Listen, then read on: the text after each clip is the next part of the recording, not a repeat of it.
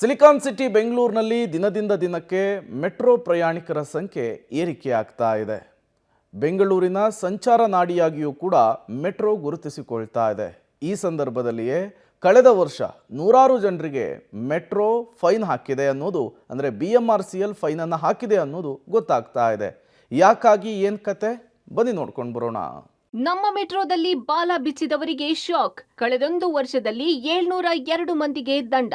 ಬರೋಬ್ಬರಿ 3,17,220 ದಂಡ ವಸೂಲಿ.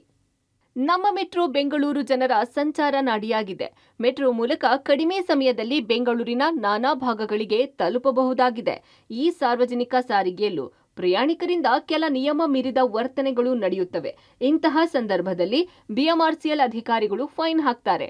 ಕಳೆದ ವರ್ಷ 2024ರಲ್ಲಿ ನಾನಾ ಕಾರಣಕ್ಕಾಗಿ 702 ಜನರಿಗೆ ದಂಡ ಹಾಕಿದ್ದು ಬರೋಬ್ಬರಿ 3,17,220 ರೂಪಾಯಿ ದಂಡ ವಸೂಲಿ ಮಾಡಲಾಗಿದೆ. ವರ್ಷ ಅಂದ್ರೆ 2024 ಜನವರಿಯಿಂದ ಡಿಸೆಂಬರ್ ತನಕ ನೋಡಿದ್ರೆ ಸುಮಾರು 702 ಪ್ರಕರಣಗಳ ಮೇಲೆ ನಾವು ಸುಮಾರು ದಂಡಗಳನ್ನು ವಿಧಿಸಿದ್ವಿ. ಕೋ ಪ್ಯಾಸೆಂಜರ್ಸ್ ಆಗಿರ್ಬೋದು, ಅಸಭ್ಯತೆ ವರ್ತನೆ ಆಗಿರ್ಬೋದು, ಇಲ್ಲ ಸಣ್ಣದಾಗಿ ಜಗಳ ಮಾಡ್ಕೊಂಡಿರೋದಿರ್ಬೋದು, ಈ ಥರದ್ದೆಲ್ಲ ಬರುತ್ತೆ. ಅದರಿಂದ ಬೇರೆಯವ್ರ ತೊಂದರೆ ಆಗಿರೋದು, ಇವಾಗ ಸೀನಿಯರ್ ಸಿಟಿಸನ್ಗೆ ಸೀಟ್ ಬಿಟ್ಕೊಡ್ತಿರೋದಿರ್ಬೋದು, ಈ ಥರದ್ದೆಲ್ಲ ಬಂದೇ ಬರುತ್ತೆ. ನಮ್ಮ ಸೆಕ್ಯೂರಿಟಿಯವ್ರು ಹೋಗ್ತಾರೆ, ನೋಡ್ತಾರೆ, ಅಲ್ಲಿ ರಿಸರ್ವ್ಡ್ ಸೀಟ್ಸ್ ಅಂತ ನಾವು ಮಾಡಿದೀವಲ್ಲ, ಪ್ರಯಾರಿಟಿ ಸೀಟ್ಸ್ ಅಂತ ಹೇಳಿದೀವಿ. ಅಕಸ್ಮಾತ್ ಸೀನಿಯರ್ ಸಿಟಿಸನ್ ಯಾರೋ ಒಬ್ರು ಮುದುಕರು ಸುಮ್ಮನೆ ನಿಂತ್ಕೊಂಡಿದ್ದಾರೆ, ನೀವು ಅವ್ರಿಗೂ ಜಾಗ ಗೊತ್ತಿದ್ದು ಜಾಗ ಬಿಟ್ಕೊಳ್ಳಿಲ್ಲ ಅಂದ್ರೆ ಆ ಥರ ಪ್ರಕರಣಗಳಲ್ಲಿ ನಮ್ಮವರು ಮೊದಲಿಂದ ಎಚ್ಚರಿಕೆ ಕೊಡ್ತಾರೆ. ಇನ್ನು ಮೆಟ್ರೋದಲ್ಲಿ ಜೋರಾಗಿ ಮೊಬೈಲ್ನಲ್ಲಿ ಹಾಡು ಹಾಕುವುದು, ಹಿರಿಯ ನಾಗರಿಕರ ಸೀಟ್ನಲ್ಲಿ ಕುಳಿತುಕೊಳ್ಳುವುದು, ರೀಲ್ಸ್ ಮಾಡೋದು, ಭಿಕ್ಷೆ ಬೇಡುವುದು, ಸಹ ಪ್ರಯಾಣಿಕರ ಪ್ರಯಾಣಕ್ಕೆ ತೊಂದರೆ, ಹೀಗೆ ನಾನಾ ಕಾರಣಗಳಿಗೆ